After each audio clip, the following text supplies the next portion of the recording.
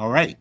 I believe we are live. Can some of the folks who are on the conversation confirm in the chat that they can hear me and that we are moving ahead? Yep. Well, I know we can, but I want somebody who is watching the YouTube. Yes, it's here. Okay. All right. So, wow, what a crowd. Hello, everybody, and welcome to the first live stream on the Sparks Entertainment and Art Show, which, if you haven't subscribed to yet, you most definitely should, because I don't know where else you're gonna get something like this. I am with not only Chris Sutton, who's going to talk a little bit, but also with all of the members of the 1980s Sparks who were not named Ron or Russell. And I don't think you can find a more august group, no matter how hard you looked. So I am just thrilled about this, and I'm thrilled that people are watching, and I'm so excited about the conversation that we're going to have. Please put questions and comments in the chat. I am monitoring it. I will mention that questions are, I'll be looking more for questions than comments, but this is a real opportunity to speak with 4 people who impacted our lives in very, very significant ways, certainly in mine. And let me just tell you one thing real quick. This is the single, everybody. This is the single. And there was a store in Pittsburgh, which is my hometown, which always knew I would come in and they say, yeah, we got something new for you. And I knew this was coming, Tips for Teens, from the wonderful, wonderful newsletter. But, I'll be the first to admit I wasn't the craziest about the prior album. And then I put this thing on. This is the actual single. This isn't a new one. This is the actual thing. Then I put this thing on, and big smile came to my face, and just, this is great. This is a band. They're having, but you know what? Most important, they're having fun. There's just such a sense of fun in this. And it was such a great experience for me. And these are the guys who made it happen because they were part of that band. So what I want to do, I mentioned Chris is with us, and he will be talking and asking some questions with me for a little bit. And what I would like to do is to go ahead around the room and just ask everybody to introduce themselves a little bit to our great group. And I will start. Hey, Christian, I see you're here. It's fine. I will start with you, Les. Okay. Hi, I'm Les. I hate going around the room. Well, let's do it early, and then you don't have to worry about it anymore. Yeah. Oh, there you go. Hi. Glad you guys are all here. Right. Well, Les Bohem is the amazing bass player for the band, and we have a lot of questions for you, Les. A lot of people are so happy to see you and want to hear more from you. David Kendrick. Hello, David Kendrick here, drummer in Bates Motel, Gleaming Spires, and Sparks, and songwriting. Yeah, absolutely. And may I say, I consider David an old friend. This is our 3rd or 4th go round doing various interviews and conversations. And so, David, I am so happy to have both of you here. We have the whole rhythm section. Now let's move on to the guy who played some of the synthesizers, Mr. Goodwin. Hi, I'm Jim Goodwin. I apologize for my voice being so hard to hear, but I'm very happy to be here and appreciate everything you've done to put this together, all you guys. Cool.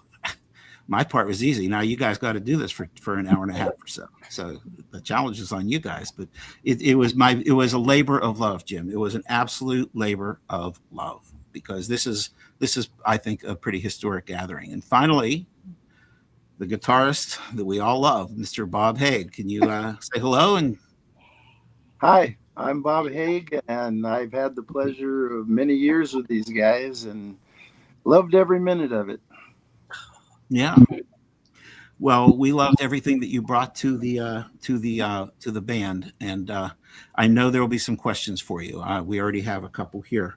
So what I'm going to do is to jump ahead a little bit, and I'm going to start the conversation off a little bit. And the logical place to start, of course, and I'm going to let you guys figure out who's going to answer these questions. And you're all welcome to talk over each other and have as much fun as you want here. But the logical place to start would be, how did you guys become Sparks? But I'm going to go and step back a little bit and ask you, how did you become Bates Motel? Because there's a lot of interest in Bates Motel. How did that start? What was the group dynamic? How did that lead you to become Sparks? Who wants to start us off? You want to tell it, Les? Free David and free Jim. I was playing in house band at the Troubadour, and I met a guy at the Troubadour, and we did a demo playing bass and keyboards for, maybe it was bass and guitar for somebody that a publisher liked, and I liked the keyboard player. His name was Alan Slater. We thought we'd form a band. We needed a guitar player. I came up to Bob and Alan, the keyboard player, lived in Lancaster, and I came up and went to see Bob playing in a cover band at high school prom. And we'll never forget this, because the theme for, when your high school prom, you have a theme song, like We've Only Just Begun or something. Theirs was Hotel California, and over the door as you walked into the auditorium, it said, "You can check out anytime you want, but you can never leave." I'm like, yeah, this guy. Yeah. So there were many incarnations of the band once Bob and I, once Bob came on board, and Bob and I started writing a bunch together. And at some point, I mean, this was the beginnings of the late '70s, early '80s club scene. You want to take it from there, Bob? Well, let's see. We had another guitar player that we ended up getting, letting him go and getting a friend of mine in, because at that point, me and Les were going in one direction and the other guitar player was going the other direction. And so it wasn't working out. And then our drummer. I may interrupt you. Listen to those demos now, and he was really good. Well, no. It was different, but it was like, I listened to them recently. I was like, whoa, this guy wrote good songs. Yeah. No, the songs were great. Bobby was great. It wasn't what we were doing at the time. It was going totally different. But no, he was a great player too. Yeah. But then our original drummer decided to leave and join another band. And then so Les brought David up to rehearsal one day, and I was like looking at him going, "Oh my God, he's tiny." And then when we counted off the song and started playing, and I had to turn my amp up. He was playing so loud I couldn't believe it. It was, and we went through the whole set, and I don't think he made any mistakes whatsoever. It was amazing. So we said, "Yep, this is him." So David, how I remember meeting you at the Troubadour, but I don't remember if it was because you came to see us, because I don't remember how you wound up in the band. I mean, I remember meeting you at the Troubadour, but I don't remember if you were just there and then you were in the Continental Miniatures. I can't remember. I was in the Miniatures. I did come to see you guys once, and then I joined in October of '79. And by next summer, 1980, we were Sparks group. So it was less than a year, but in that time, played a lot and recorded like a couple of different sessions, and then ended up becoming the Mail Brothers band. But how'd you wind up at Bates Motel? How did we first? I know when we met, but I don't remember if we met because you'd come to see the band. There used to be flyers up on Sunset, like call this guy or something, or else I'm not sure. Like a musician's contact service or something. But you did. A lot of time, in the car going up to Lancaster to rehearse, to figure out stuff and talk about movies and blah blah blah. So, and go to Crazy Autos too. Yep. Yeah, boy. So yeah, we learned the songs fast and started playing like immediately. I think my first show was Well, I think we had jobs, and we knew when the last job with Brian was going to be. Yeah. Remember, because he joined a band called Helmet Boy. Yeah. Remember this, Bob? We played Shenanigans, and people kept yelling, "Where's Brian?" And I said he died with the Helmet Boy. It was my greatest upstage line ever. Now, how long were you guys Bates Motel before your fateful meeting with Ron and Russell? Oh Well, my we God. were probably 78 or 79, and then David joined in 80, No, I joined in fall of 79. and then we were done by summer of 1980. Wasn't it like 77 or something? When you guys started. Well, I know we were in studio instrumentals rehearsing with them on my 30th birthday, so that's 1981. So So it wasn't too long after that you had the fateful meeting with Ron and Russell. I know the story, but I'm sure a lot of people don't. But I haven't never heard it from you guys. So who would like to take a shot at talking about that fateful meeting? well, I guess I'll shut up after this, but David and I both, well, Bob too, we all hung out at this place called the Farmers Market, which was, it's still there. It's the only place, at that point, it was the only place in Los Angeles where you could get espresso. And Ron and Russell, to this day, have a coffee place they pick, and they will be there every day. And that was their coffee spot of choice those days. And I used to see them there all the time. And every band that opened for us was getting a record deal, and we were not getting signed, and we were a little frustrated.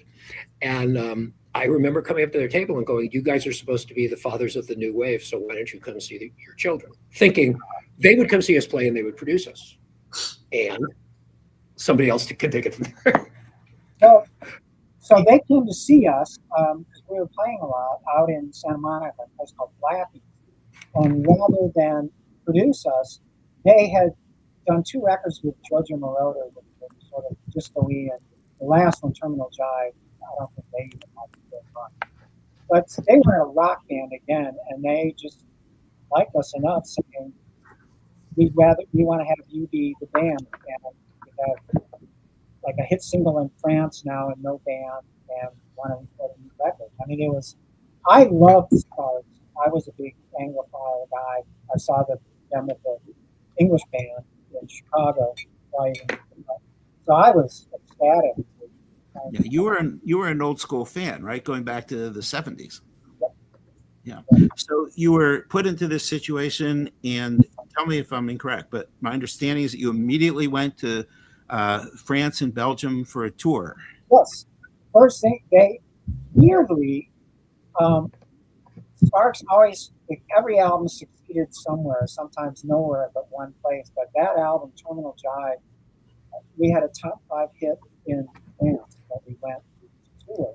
And then immediately from there went to Munich to record the first record we were done with them. So we learned songs first, played a tour, and went across seas to like a Roger Moreau's Music on Studios to make a record. It was like, that was what the music industry was supposed to be like. So we jumped at it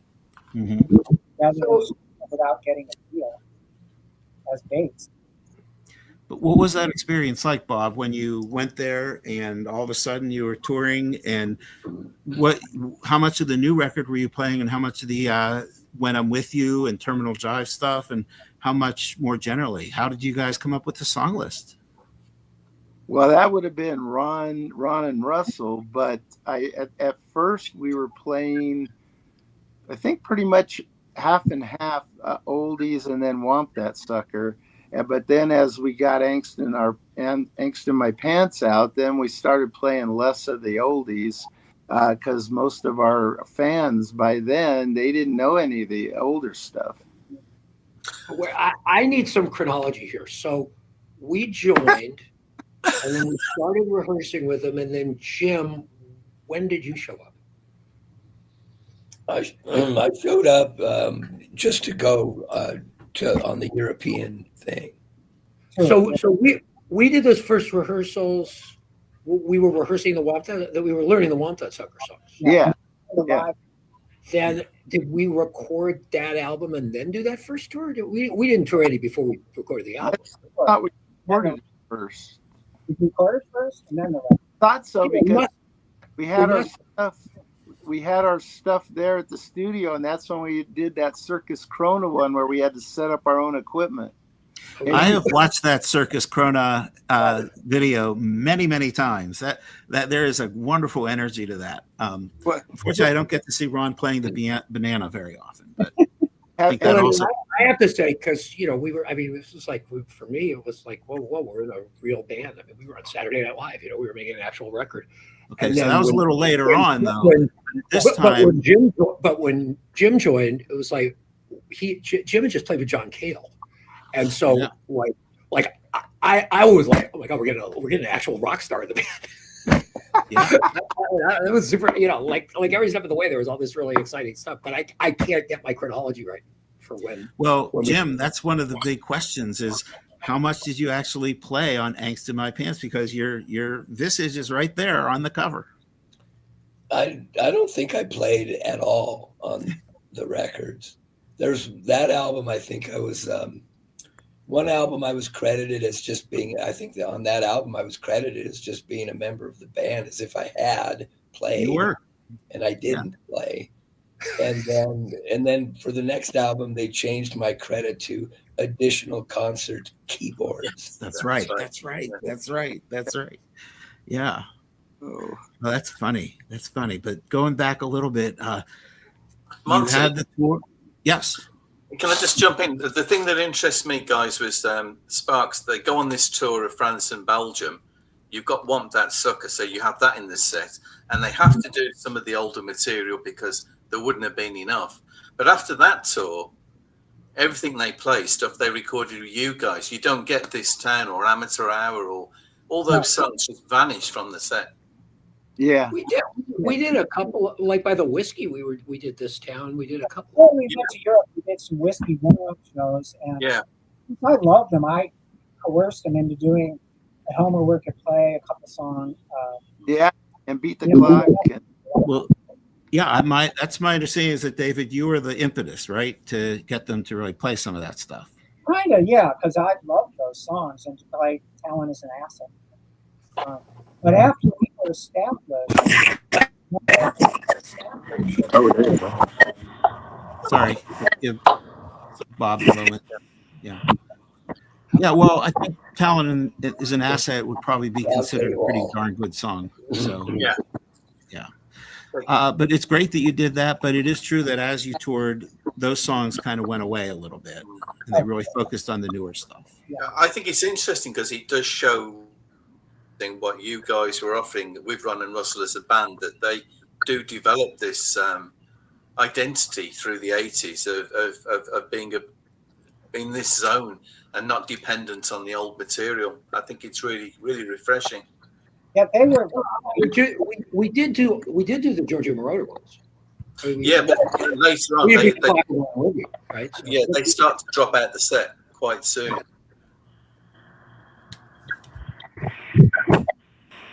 I hope Bob is okay there. yeah. They do drop out of the set, but that's an interesting point. Right. I disappeared.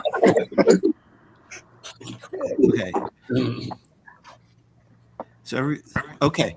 So that's an interesting point that going back to my earlier conversations with David, if I remember correctly, I remember you saying that over the years where the band just became tighter and tighter as you played the music, even if your role on the record was kind of, being changed a little bit, it was evolving, but live, it was still an amazing presentation, right? Sure.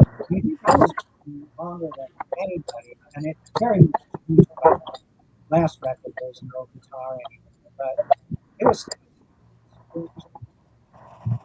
Yeah.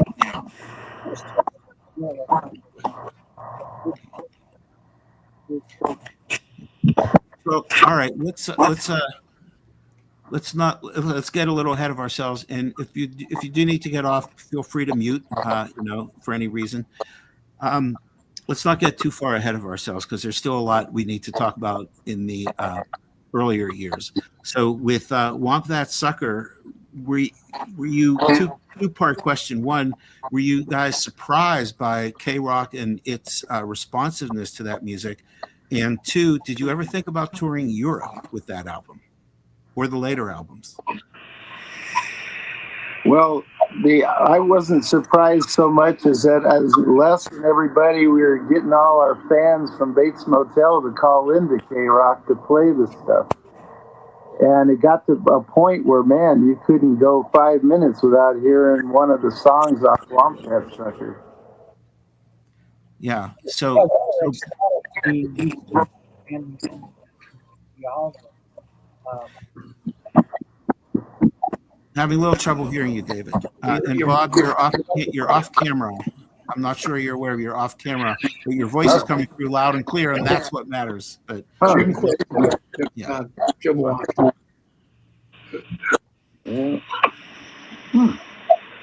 right. So were you surprised then by the extent to which K-Rock really picked up on you guys? Very much so. I think it was the most radio play they had had in the States. And was first records. Again, a lot of people think it was a brand new game. But I want to go back to the other part of the question. Did you guys ever think about touring beyond the United States? Because I know some of the folks in the UK have said to me, how come they never came here? Yeah. That would have been up to whoever. That would have been up to whoever was booking Sparks. We had nothing to do with. We would have liked to play everywhere, but that had absolutely nothing to do with us. Last, We just played wherever they got a gig. So Yeah. Wamp That Sucker did not do anything in England. That was not a popular record there. Seems our here the most popularity. In yeah. All right. Okay. Well, hopefully Bob will join us again. But Chris, did you want to ask a question? One of the things that interested me is the way that on the live, when the band on stage, was just how much of a band it is. I mean, we get used to seeing Ron and Russell since then, and the band are behind them. But when I watch the videos on YouTube, Bobby's right up there next to Russell, and you very much get the sense that this is an actual band rather than Ron and Russell with backing musicians. You really do feel that. Is that how it was for you? Oh, I mean, for me, very much so. Yeah. They were really wanted to play in a rock setting again after especially the Terminal Jive record. They were first two records. We learned all the songs literally in a room together. They weren't demoed out. They were literally a chord chart on a blackboard, and we just figure out the songs as. Yeah. Well, that's a really interesting point, and that's one that a few people have raised, which is how did the song producing and writing process work? Did they come to you with the outline of a song and then you built on it? And also, what was your involvement in the song structure and content? Can you see me? Yes, Yeah, yes, you are perfect. Oh, You are good. perfect. I don't know what happened. We missed you. They were pretty liberal about us doing our stuff. Ron would show us kind of the outline, and we'd just do what we did. And I don't remember anything very much where they told us to change anything. Yeah, for sure. We all came up with our own parts, and I mean, they were happy to be working with other people again from the beginning of the songs. The thing that fascinated me also was there weren't lyrics. There was a title, Yeah. and just kind of nonsense melody line that Russell would do, but the lyrics weren't done until right before the recording. Yeah. Well, as I think I said to Chris, scrambled eggs, right? Yeah. That would be the most famous version of somebody doing that until the song got finished. Yeah. Well, I mean, why I don't think that they're known for waiting to the last minute to write the lyrics. Why was it? Just because things were moving so quickly at the time, or why do you think it was? They were just working on it in their hotel room and then bringing it to you? I have to ask Ron. He Yeah. literally, I remember once in a while they were done almost the night before. It was mind-boggling. Yep. You know, I've written 2 songs my entire life. And how many has he written now? And he writes these things like I married a Martian overnight. I mean, that's just not fair. But all right, this isn't about me. This isn't about me. This is about you guys. Can I just yeah, ask you, are there any incidences where you had something or a melody and the song came from you and then they worked on that? Did it all come from Ron and Russell? I would say absolutely not. Hey, they let me do the tab cans on All You Ever Think About Is Sex. Hey, Yes. I sang a verse or something, didn't I? I think we need to talk about the tab cans. I think people want to know this about the tab cans and All You Ever Think About Is Sex. I think people will hear that differently if you tell them, Bob. Tell me about the tab cans. Well, I had this ability to crush these tab cans and turn them around and crush them again and again. I guess I drove everybody crazy with it. So we put it at the start, and I think I doubled and quadrupled it, and it was this big old sound. It was pretty cool. I mean, that wasn't Dave. All about that. Yeah, it was really irritating. Now that you mention it. That is amazing. That is amazing. But I want to ask another question about Whomp. And of course, we haven't talked about individual songs, so I'd be interested in hearing some where you really felt it all came together. But I wanted to ask, what was it like in Germany? Were you surprised that was the setting for where you were recording this as opposed to LA? I mean, because we had to ride the U-Bahn with a guy with a Hitler mustache. Oh, yeah. We got some questions about that, boy. Whew. You do? When we were going through stores or something like that, people would come up to me and go, "What is it with his mustache?" And I'm going, "Oh, Charlie Chaplin." Yeah. The mustache kind of wore out its welcome from my perspective at a certain point too. But he came around. He came around shortly after that. But anyway, that was. Let's go back to my other question. When you think about that album, what are a couple of the songs that you feel really showed off what you can do? And I'm going to ask this again on Angst because I feel Angst is where everything just came together. So, but let's talk about Whomp. When you think about that. One for me that was fun was That's Not Nastasia. Yes. Yeah. I got to start it with the bolero because I was obsessed with boleros. It turns around, it turns to like a Velvet Underground noisy ending. I mean, it was pretty experimental and very arcane, backwards beats sometimes. And we did some background singing and yelling on it here and there. And Matt, the guy that produced it, was like a pretty big guy. So we did the record at Musicland, Roger Moroder's studio, because they had a production deal with Moroder still. So that's why that was the location. But I mean, we were there for a month. All of us. We worked through one song and then like two songs at a time. And sometimes, they would kind of finish it and then do another song. It wasn't just basic tracking and then everything else. Now, there's a little bit of a clicking sound, so I'm not sure what that is. But going back to your point about That's Not Nastasia, Christian and I actually talked about that one quite a bit on his podcast, and we will make sure we forward that to you because I talked about it for about 5 minutes, and I talked about it as being a trip into madness, a descent into madness. And I talked about your drumming quite a bit, David. Quite a bit, and the beautiful chord tempo changes that you get in there. That is a real piece of work, that song. Yep. And why? Here's a question I've always wondered, and we're really getting down into it. Why do you think that song ends immediately and it goes right into Wamp That Sucker with no break, with Wacky Women with no break? I think the idea was the end was utter chaos, and it just kept getting more and more extreme, and then just changing gears. Because that was a fun thing to hear, just all the stuff you got to pile in at the end. It was supposed to sound like a train wreck.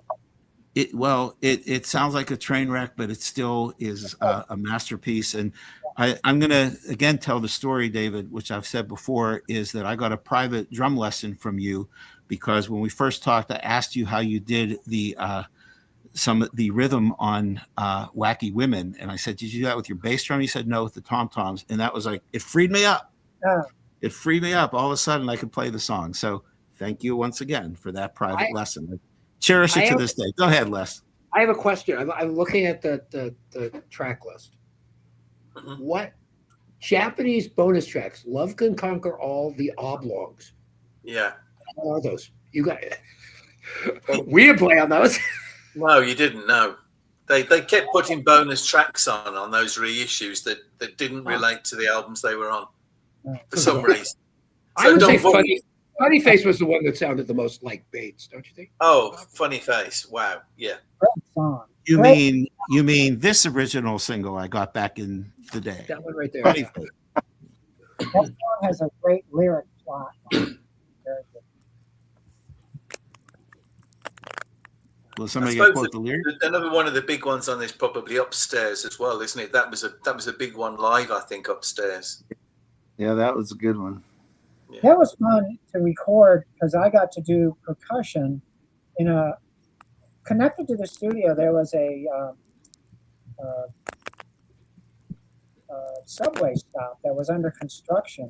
We ran a mic out there, and I was able to bang on pipes and percussion stuff in this abandoned subway station.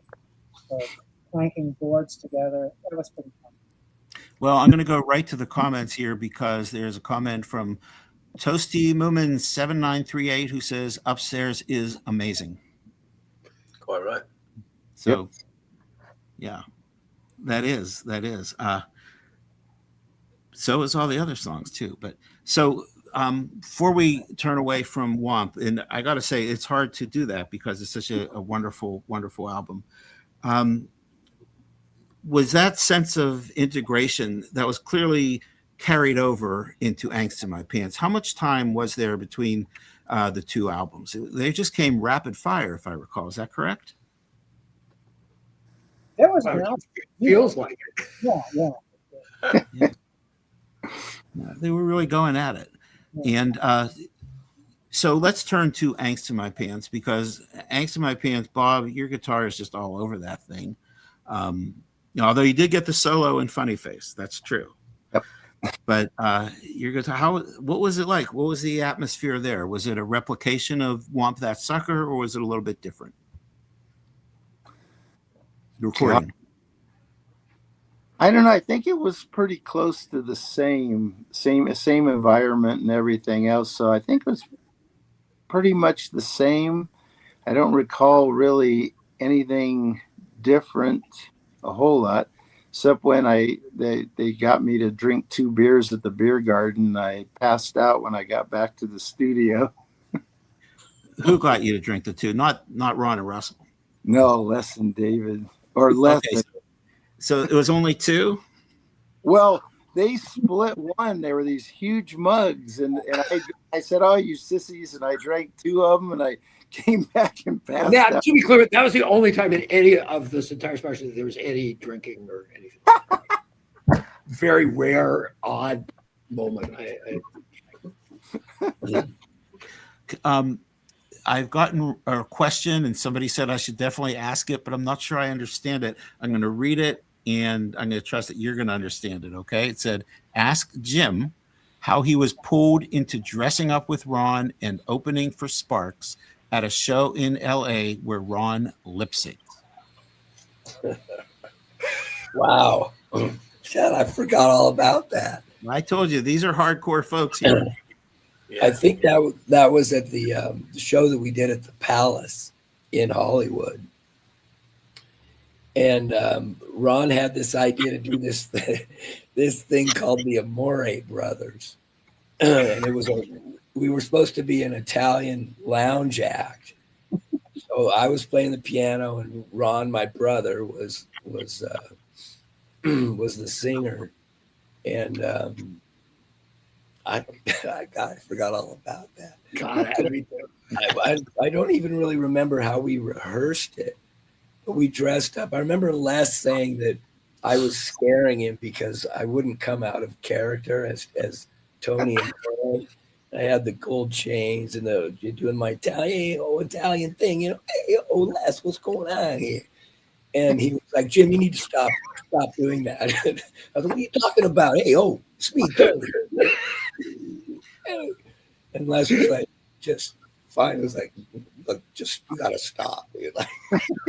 But it was I don't remember how we even, I think it was at a rehearsal or something where Ron just showed me the songs he wanted to do, and so I just learned them on the piano as kind of a lounge piano player would do that, which was not really my strong suit.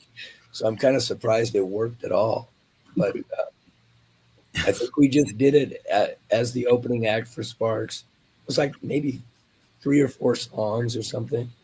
And Yeah. maybe, That's amazing. I never knew that. yeah. And I think you're right. It was the Palace. It was the Palace, I'm sure. Yeah. But I mean, it was clearly Ron who was doing it. It wasn't. Yeah, but he was also in full character as this Italian dude. This schmaltzy. Which was why he inspired me. He was doing such a good job. I was like, I gotta go with this. And it was just really, it was off the wall, but funny as, oh man, it was funny as hell, I thought. Yeah.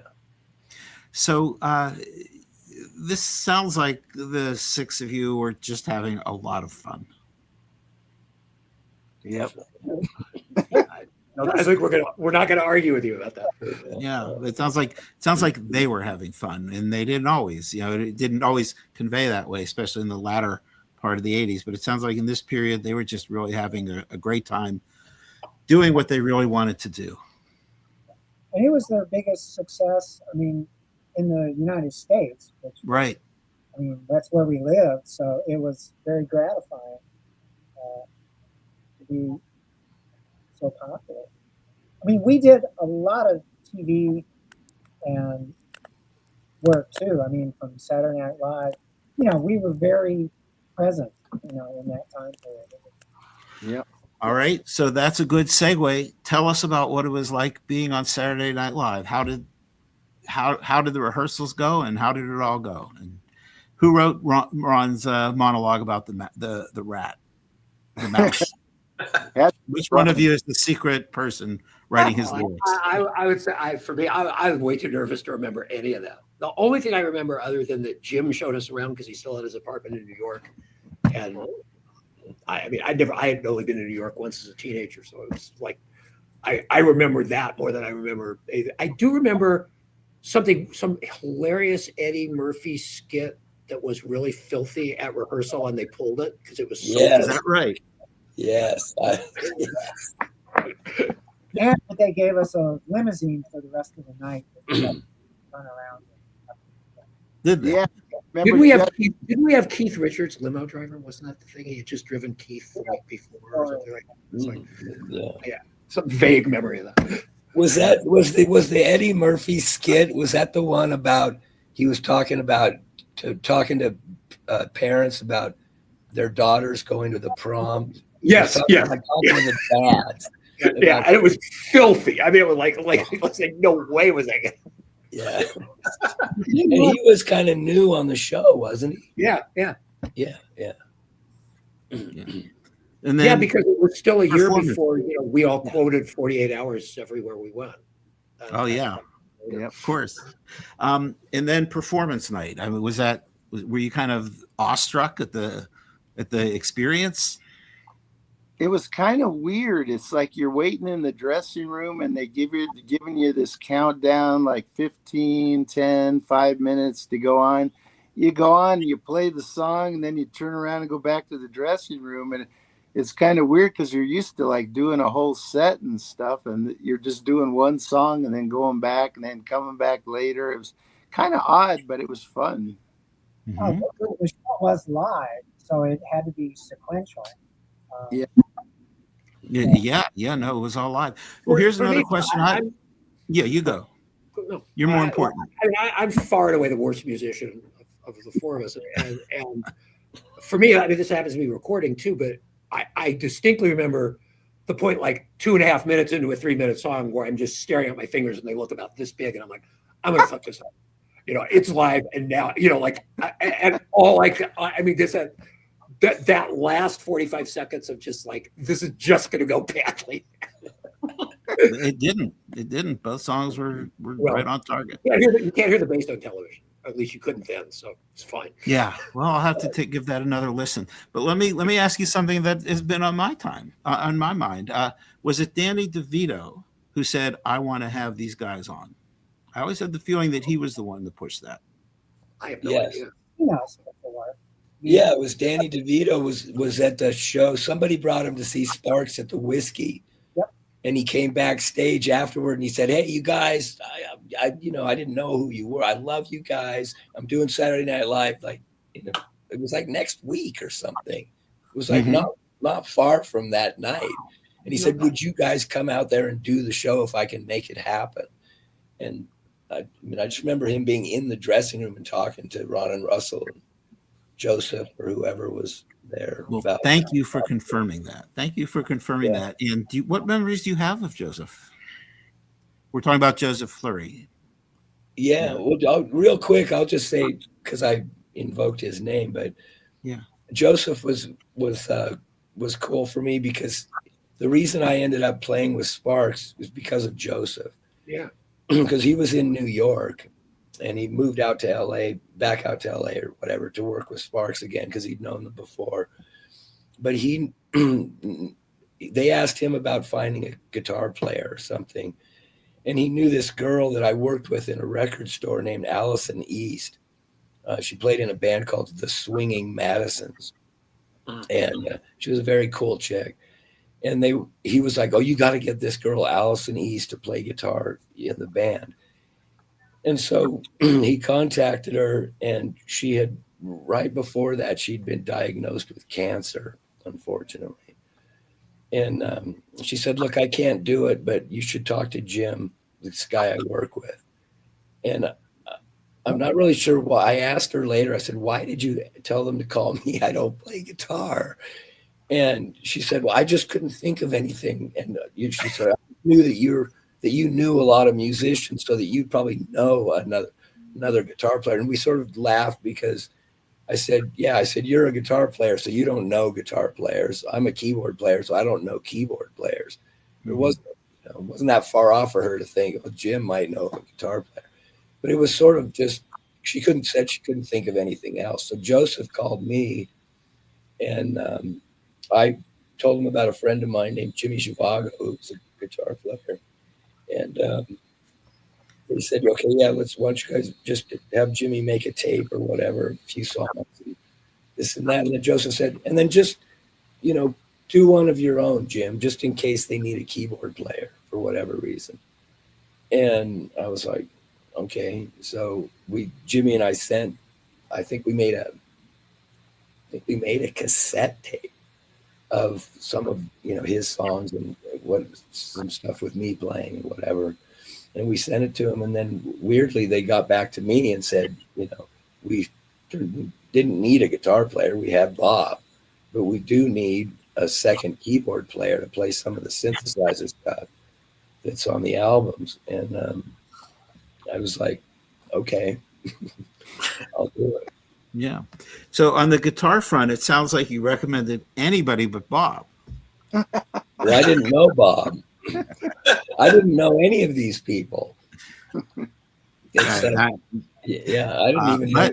But fate intervened, and Bob became the man. And so this is great. So I got to say a couple of things about Angst real quick. This was my very first T-shirt from the Angst in My Pants tour. Angst in My Pants, 1982. I am not wearing it because I don't think anyone would want to see that. And I want to hold up. This was Ron's tie from his striptease act. My Oh. good friend, my deep friend Jamie had this for years. We got it at the Washington show. That was the second time we saw them. And he gave it to me a few years ago, and I cherish it to this day. So since we're talking Angst, I thought that was a good time to get that out there. But let me ask you a little bit other things about Angst. This was now the second album where you were really, really gelling as a band. And it looked like this was where things were going to go. But somebody wanted to see the tie again. There it is. There it is. It sounded like this was, this was the way things were going. Everything was going on track. You were getting more recognition. I predict charted a little bit, not top 10, but started to make the charts a little bit. But then they kind of started to change direction on you a little bit, and you saw the Outer Space album come, and you saw them really. It was the first one they produced themselves, and it was also one where they really brought in the electronics. So what was the thinking at that time amongst all of you as you were dealing with this evolution in the sound? Sparks in Outer Space, you're talking. Yeah, Sparks in Outer Space. But by then, I mean, that was the first time with us they had made demos of the songs, so they had a little more structure.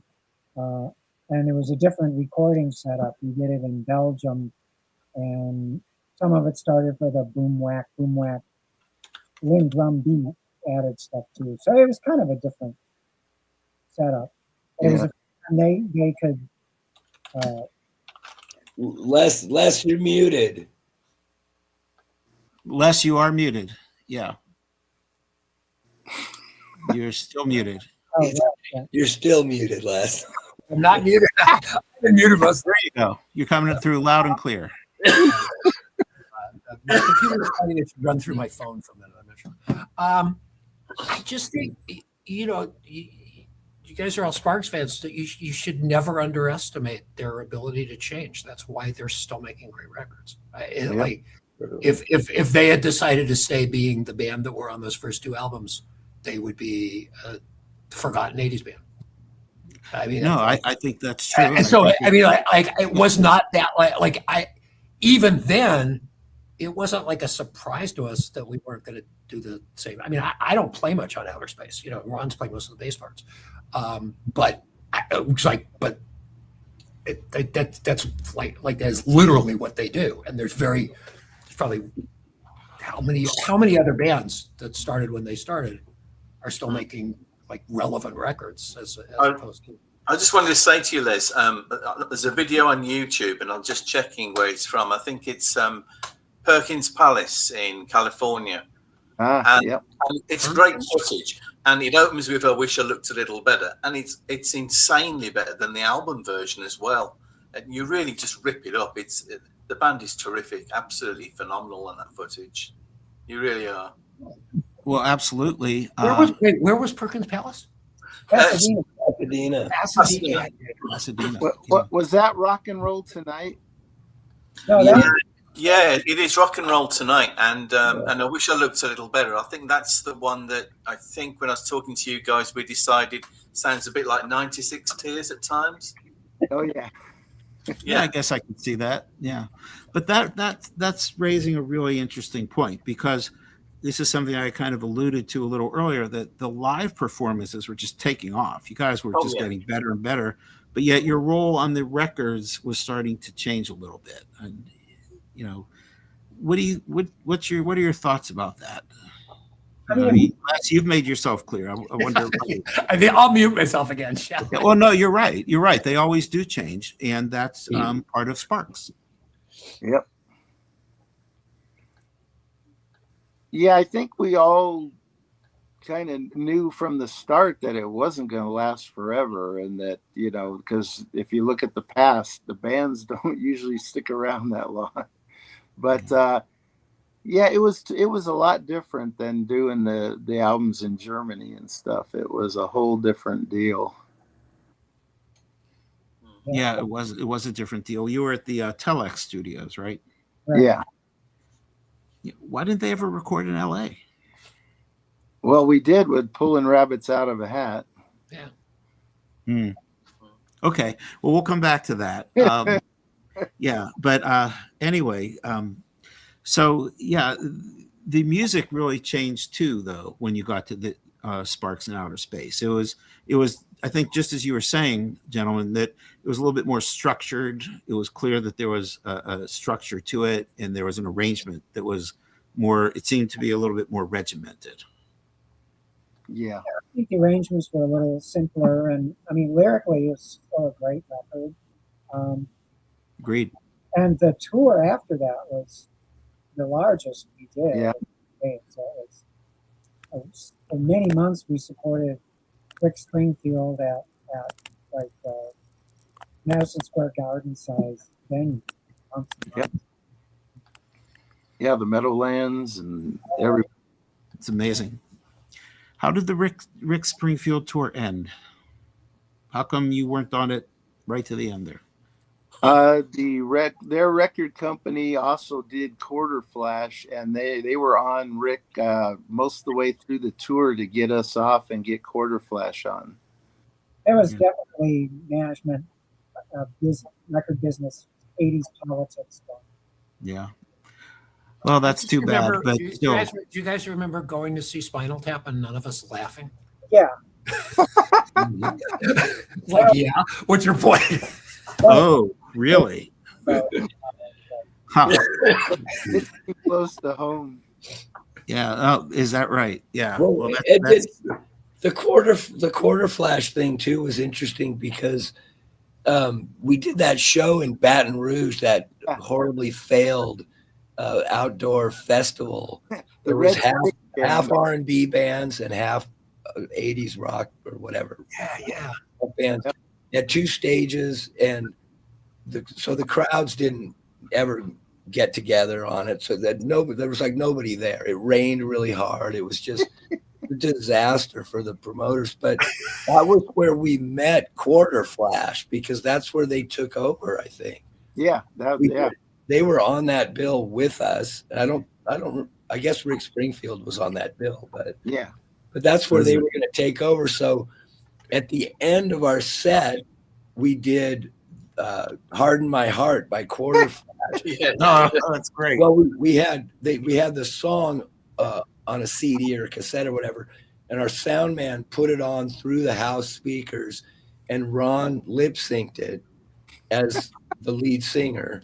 And I think while he was doing that, we were sort of slowly tearing down our set and putting our equipment away. And apparently the sound man was a friend of mine named Kevin Harvey, who there was a little ladder that went up to the crow's nest where the sound guy was for the front of house sound, and it had a gate that locked, and so he locked the gate. And sure enough, the Quarter Flash people were down at the gate, like banging on the gate and saying, "Turn that thing off, turn that thing off." And Kevin was like, "So sorry, I can't hear you," And so, and I was pretty sure it was Ron's idea, right? I mean, I think it was his plan was to have, he'd go out. I sure hope so. He's a little subversive, isn't he? Yeah, he was a punk, is what he was. But it was so great. It was such a perfect farewell. And then I remember we all sort of got our stuff together and packed up as fast as we could, and then just kind of I think Kevin did his thing with the sound people to get his gear, but we just basically drove out of town, drove off the premises. I can't think of a better or more fitting way to handle that transition. Yeah, it was very, it's just very effective. That is really something else. All right, so you have these 3 albums now, and I got to say, someone made a reference there to Dance, Goddammit. I'll just put out a mention that it's still one of my very absolute favorite Spark songs, and it's so different than the others. It's just so simple, but the way Russell sings it and your nice playing behind it, still one of those great songs. Yeah. if in case anybody has any thoughts about some of their favorite songs from those albums, they can use that as a segue. Can I ask you guys? It's the big era for Sparks doing soundtracks as well. Your era is when they get involved in soundtracks so much. Yeah. Did you have much conversations about that? We actually, yeah, we were involved in a couple. I remember even the movie Get Crazy. Yeah, Get Crazy. And I think, you know, there were a lot of young movie executives, as there always are, and they all listened to K-Rock, and licensing hadn't yet become what it became later. You know, I mean, like that was not the main way you made money in music, like it was in, say, the OC years or something. Yeah. And so I think the sort of the combination of, you know, there were these sort of like wannabe John Hughes movies that were nowhere near as good, and they wanted, you know, music that they heard on K-Rock, and so it was just kind of there. I mean, because it worked for Gleaming Spires as well. Yes, it did. Rest in peace, Robert Carradine. Yeah. Well, the whole soundtrack thing was kind of crazy. All of a sudden, just one after another. Revenge of the Nerds. We don't want to forget that one. Yes. And that's what I'm saying. But we do want to talk about Gleaming Spires a bit, but which you mentioned, and I'm glad you did. But I want to ask a couple other questions on the Sparks front. And one of them is the evolution of your role in the band. We talked about how it evolved with Sparks Outer Space, but then it took a further change with Pulling Rabbits, and then we're even on music that you can dance to. I think by then, what was your role on that? My name's on Pulling Rabbits, but I don't think I played on Pulling Rabbits. Maybe I played on one song. I'm not sure, but Ron was playing most of the bass parts. Isn't that interesting? Yeah. And Christian, do you want to ask anything about that album in particular? About Pulling Rabbits or about music you can dance to? Well, either one, but I was thinking about Pulling Rabbits. Yeah. You know, I mean, it seems to me from what everyone's already discussed that there wasn't a whole lot of input from you guys on either of those records. Or is there something memorable from any of you guys that you can recall in any of the tracks on those two? Because I don't hear much. I think there's one song that it's not coming to me that I do hear some guitar on that I thought maybe could be Bob on Rabbits, but yeah, I played on a few songs, but it was a whole different deal. It was kind of different. Yeah, it really is. Did you go ahead? Did you guys tour with Pulling Rabbits? Not extensively. We did pretty much West Coast only. Yeah. I was gone by then, right? Gone by then. I'm looking at these songs. I'm like, yeah, I never played these songs. I only remember playing a couple places, I think. I don't remember playing much after that album. Full tour. And the last album, the Music You Can Dance To, was again just California. And I did one TV tour with the Mail Brothers in Europe, but it wasn't the regular band. Yeah, I remember you stayed with them a little bit longer.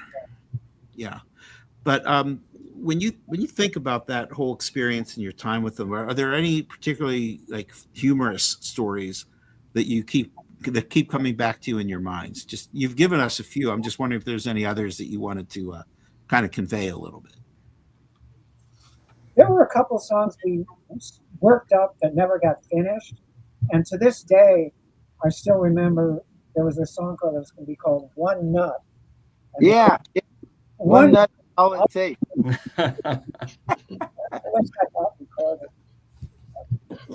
Yeah. Does that recording exist anywhere? I think that was one we worked on over Brian. Work cassettes. I don't remember that conversation. Who else has a memory that they want to share that I didn't get to?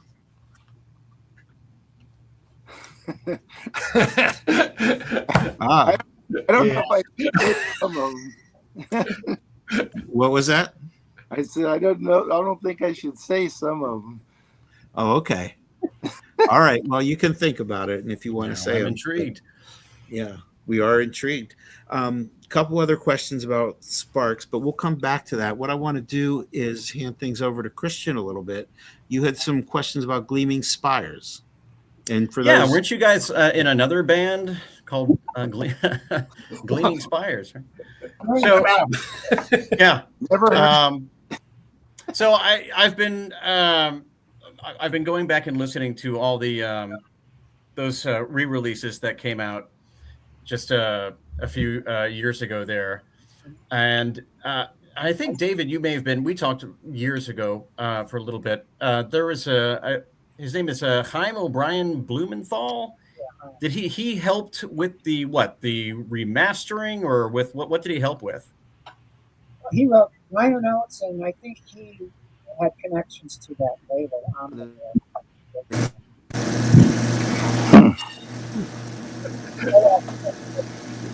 There's your Spires story right there. we should ask for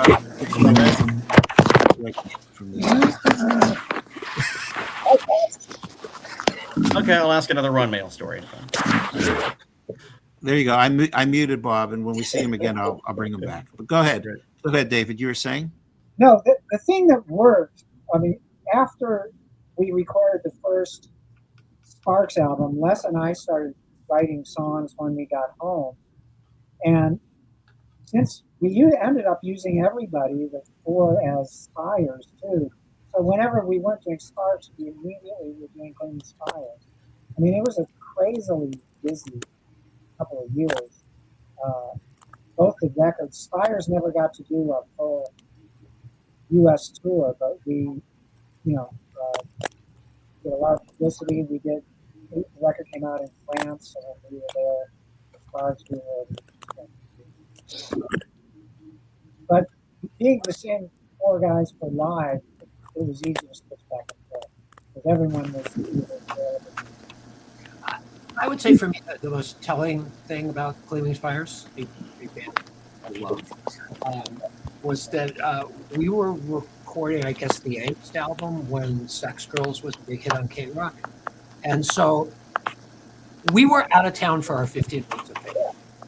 Like literally by the time we got back, we had to call K-Rock and beg them to play the song one more time so we could hear it on the radio because they would get sick of it. And like our friends would call us up and hold up the phone and go, "Hey, you're on the radio." But we were literally we were out of town for our 15 minutes. Yeah. And that would be the Gleaming Spires story in a nutshell. Oh, I loved it.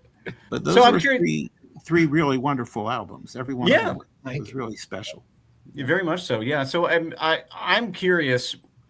I sort of mentioned this earlier, when you listen to the songs of the Spires, it sounds like, first of all, you guys are already a versatile, established, mature band that can do all these different kinds of styles really, really comfortably. But the songs that are in there, they sound like songs that have been cooking for a while in your heads, Les, David, and Bob. How did those songs come about? When were those written? Well, most of them, the songs that David and I wrote, we wrote, I guess, in and around Spark stuff. The stuff that I wrote on the first album, I think there were one or two songs that would have been Bates songs, and the rest were new. But I think a lot of the credit to those first two albums goes to the guy who produced them, which is Steve Haag, who's just brilliant. So there was no way we weren't going to sound good because everything he ever did sounded good. I mean, so it was Stephen Haag was producing those two records. How did you guys get hooked up with him? I had known him since, again, those Troubadour days. I was in this band that was the house band at the Troubadour on Monday nights, and we were the second house band, the first house band being the Eagles, Jackson Browne, and Linda Ronstadt. And there were almost everyone in that band. It was Jules Shears, Stephen Bishop, Steve Bartek from Oingo Boingo, a really good songwriter named Steve Diamond who moved to Nashville and continues to write great songs. There were a lot of talented people, and I wound up with Bob Beelan, who was the first guitar player in Bates Motel. We played with Jules Shear for a little while. I was thrown out of the band because the record company said I didn't look enough like a rock star. And they were right. And Steve Haag, I believe, was then in the next Jules Shear band. Anyway, like somehow, again, through that weird troubadour crossover, I knew Steve and I had done some demos with him on other stuff. And then we started doing Spire stuff with him. So I want to read this comment to you before it goes away, because it goes up. It says, someone said, "I love 11 Blue Men recording of 'It's All Right, Ma, I'm Only Bleeding,' where you can hear Les audibly destroying his vocal cords." Yeah. To which someone responded, "That is so great, an epic version of the Dylan classic." I believe the reason that I couldn't sing, I mean, I never could sing, let's clarify that, but the reason that it was fun for a couple of years was we recorded the whole thing and I got 2 of the verses in the wrong order. And nothing irritates me more than somebody not getting every word to a Bob Dylan song right. Even though I'm sure Bob couldn't care less about that. We've known that for years. But so we had to do it all again so I could get it all in the right order. We could literally use Les's tonsils were on the floor of the Well, speaking Well, of that was covers, yeah, go ahead. you guys, So speaking of covers, I guess maybe it was for the Roger Corman movie soundtrack. I don't know, but you did "Suspicious Minds." It's an amazing version of "Suspicious Minds." How did that? Whose choice was that? We Spires did a fair amount of live covers. We did everything from ABBA to Supremes and Suspicious Minds. Yeah, So that came from your live shows. that was a live show. Okay, great. Yeah. To this day, my favorite thing is to go see a band that I love when have them do a cover. Yeah. You know, it always makes me happy when a band I love is done. I was like, oh, and you like that? I love that song. Yeah, we never messed with them too much. I mean, we picked songs we truly liked and just did them the way we would do them. We didn't really do a take on them. Bang up version of "To Serve with Love," which Very good. we never recorded. That I do love that version of "Does Your Mother Know?" That's an interesting choice. It kind of doesn't age well, does it? Did I-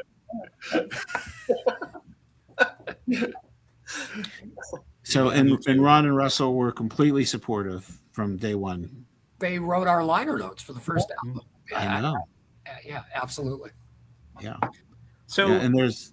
Go ahead. I'm sorry. I keep. I'm curious about. Are you ready for the Sex Girls? You said Les, you had to beg K-Rock to play it. Well, only because they had played it so much that by the time we got back to play it was they were done.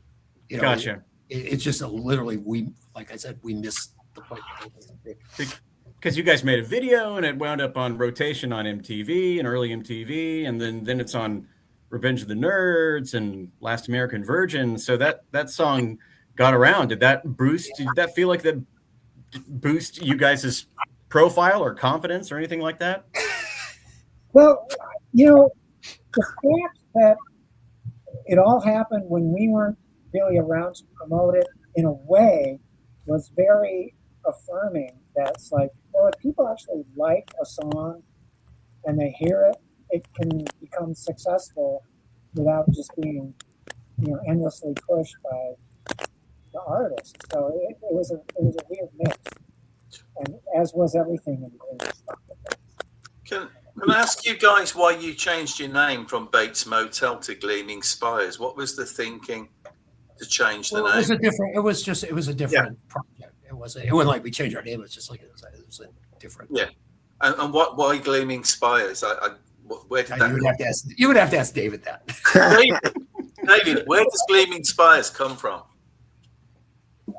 I always say it was a term of architectural endearment, but it was a phrase. The long tradition of dick joke bands like Steely Dan and Pearl Jam. Oh. In other words, you don't have to think too deep about it.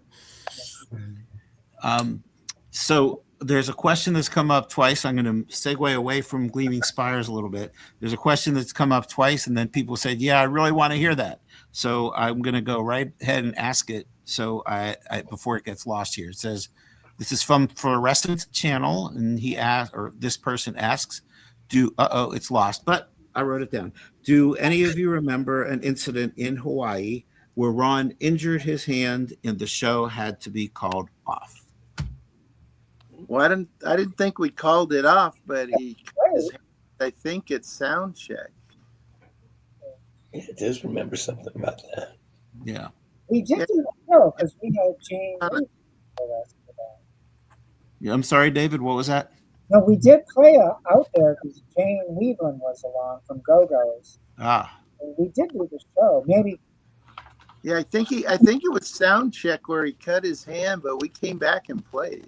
Hey, Yeah, Okay. we definitely- He's a trooper. He's a trooper. Oh yeah. Okay. Well, there's the answer to the question then. All right. And what I want to do is to welcome Larry Graves, who is another social media individual who has done a lot to support Sparks and to advance their cause. So, Larry, welcome to the show. Thank you. Yeah, I've been a Sparks fan, as you can see, for a few years. And I actually, I don't know if any of you remember, but I saw you guys play in Toronto at the El Macombo in 1982.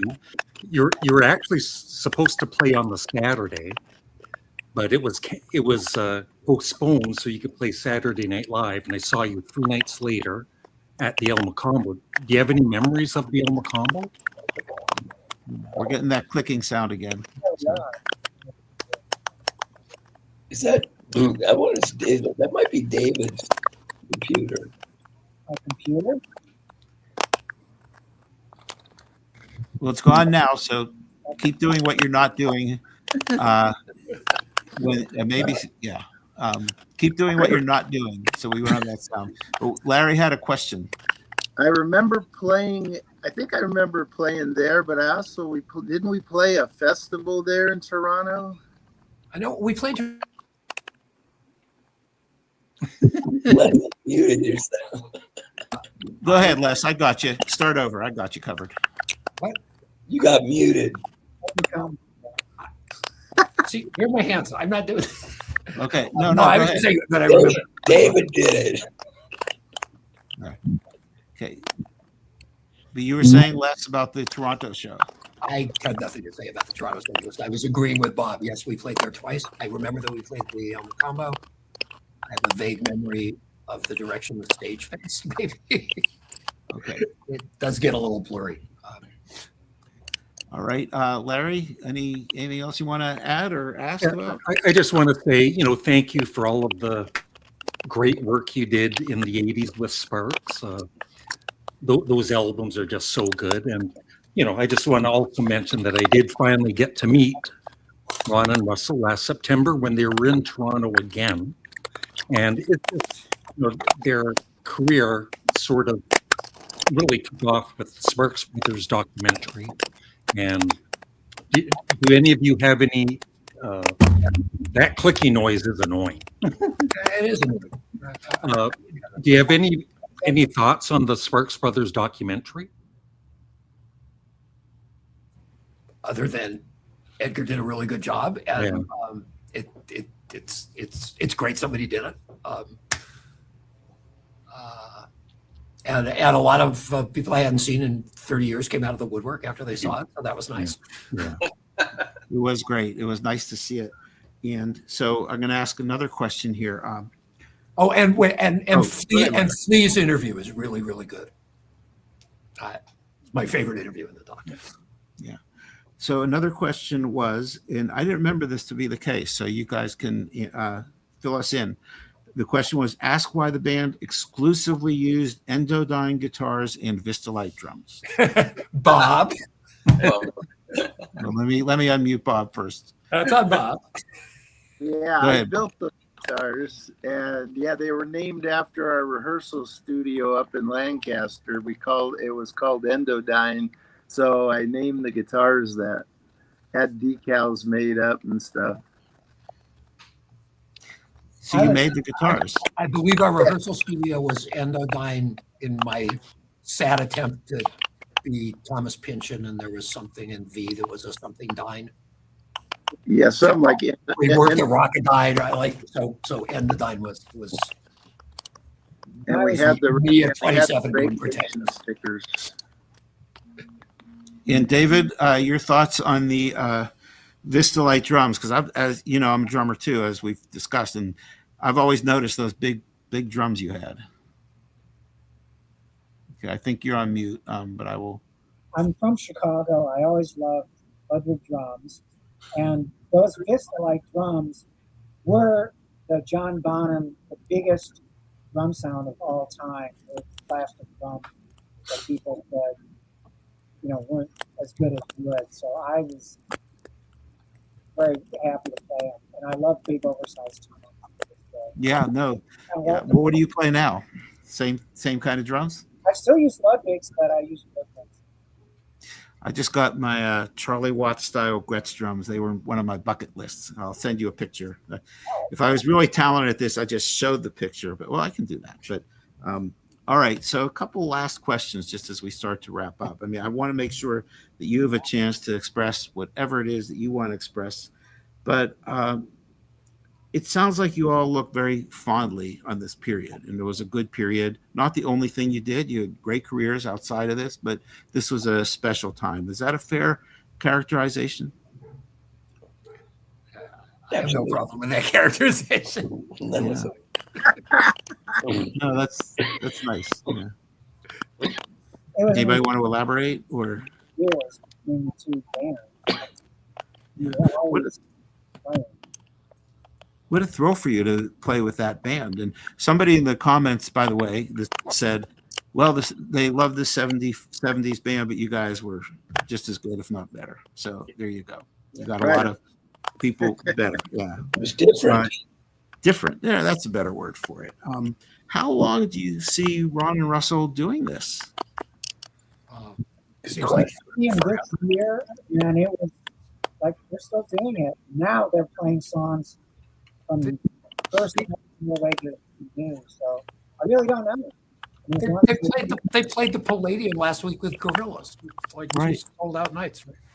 Right. Yeah. That Gorillas song was great. It's really, really good. Yeah. It is a great Gorilla song. It is a great. Now people are wondering if they're going to show up on Saturday Night Live. But so you guys have given us so much to think about and so much to enjoy. I just want to give everybody here, including Christian, Larry, a chance if you have any final thoughts or final words that you want to say. And I want to go around and just let everybody kind of sum up their experience and what it meant or what they're doing in the future. And I think one of the things I want to be sure to plug is the Gleaming Spires 2021 re-releases. I don't think we mentioned them, but they are really, really excellent. They are really excellent. People should check them out. David, very good. You have it. So, we have somebody in the comments who said that Angst in My Pants was an absolute peak moment in Sparks history. That's a tribute to all of you. And I just want to open the floor and see if anybody has some thoughts that they want to convey as we wrap this up. I just want to say thank you for getting back together, because today is my 68th birthday and I got the old band back together. So thank you. Larry, you always make it all about you, right? Happy birthday. I can say that to Larry. I can say that. Yeah, happy birthday. It's all downhill from there, too, Larry. Yeah. But go ahead. Anybody? Yeah. No, it is great to have you guys all together. Absolutely. But anyone want to throw in a word? Is there anything else left, David? I'm sorry, what was that? I would say in all my history of bands, I'm super proud of those first couple of Sparks records. But as a fan of the band too, I think it's one of their very best phases. So I was very happy to be involved in it. And I'm still tuned to this day. So anyway. Well, I'm glad you said it. I have drummed along to you, David, and your music many, many times. The decline and fall of me still eludes me. But I will add this at the 21 by 21 spectacular they did a few years ago. At that time, I had a conversation with Steve Nister, who was the drummer, and I asked him, of all the Sparks drummers that you had to kind of get into the mindset of, who was it that really stood out to you? And he said, without a heart, without a break, he said, David Kendrick. He said the things that David did were just another level. And so you have a lot of fans. So thank you from me as a drummer. I really appreciate it. And keeping up with you is an eternal challenge, but I'm going to keep trying to do it. Bob, any thoughts? Just some of the greatest times I ever had playing with these guys over the years. It's great. I got a lot of memories. And Les? I'm just glad you do this. I'm glad to see these guys again. So, well, somebody asked if you guys were gonna play again together. I mean, it was some super fun times. But somebody asked if you guys were gonna play again together. They want a reunion. A fair question. We'll tell them to keep waiting. We'll tell them to keep waiting. And Jim, I saved you for last because there is the one question I want to be sure to ask was, in an interview, Jim once mentioned a stage routine with smoke coming out of Ron's jacket. I've yet to find fans who have seen or heard of it. And she wanted to know if you remember that. And she gave me a very extensive quote, which I'll be glad to share to help you remember. But does that ring a bell to you? Smoke coming out of his jacket. Yeah. Well, the point was, that he was maybe for Nicotina or maybe a different song. Gosh, I don't remember that. Okay. Well, that's a fair answer. That sounds kind of vaguely familiar, but I had forgotten all about your lounge act too. So yeah. How did you and Ron divvy up the parts? The keyboard parts? Yeah. Ron would just play whatever he wanted to play of the parts, and whatever ones he didn't play, he said, Jim, you play those. I guess that's a pretty logical way to divide it up when you're Ron Mail. All right, gentlemen, this has been absolutely terrific. And I want to urge everyone to check out some of the great solo work that's been done or group with other bands. David's Empire of Fun work. Right there, I have the copy of the album that you gave me. I should have had it ready to go. And Les, your 2017 solo album, Move to Duarte, is coming up. Is a great album. There's a lot of people really know your work, and I recommend it to others to do the same. And is that it? Any other questions, or are we going to wrap up? Can I mention just one thing? Later this year, there will be a Bates Motel live record coming out. End of summer, early fall. It's a whole lot of set from the Starwood and additional stuff from the Whiskey a Go-Go. And it's that's fantastic. Keep me apprised of that, and we'll make sure we help get the word out on that. Sure. Okay. That's a great way to wrap it up. So thank you all, gentlemen. This has been absolutely amazing. I can't thank you enough. I have lots more props here, but I'll save them for another time. So, but this was terrific. So thank you all. And thank you everyone who joined us. It was great to have you. And I think I covered all the questions I got. If I didn't, I'm sorry, but I think we did pretty well. So thank you. And we will end it on this note. So, all of you people who are here, who aren't yet subscribers to Sparks Entertainment and Art, this is the time to do it. There you go. See, Larry, I made it all about me. I took it. Yeah. Okay. All right, gents. Thanks. Great time. Great having all you guys. Thanks, Monty. Thanks, guys. Okay, I'm going to end the live stream. There we go.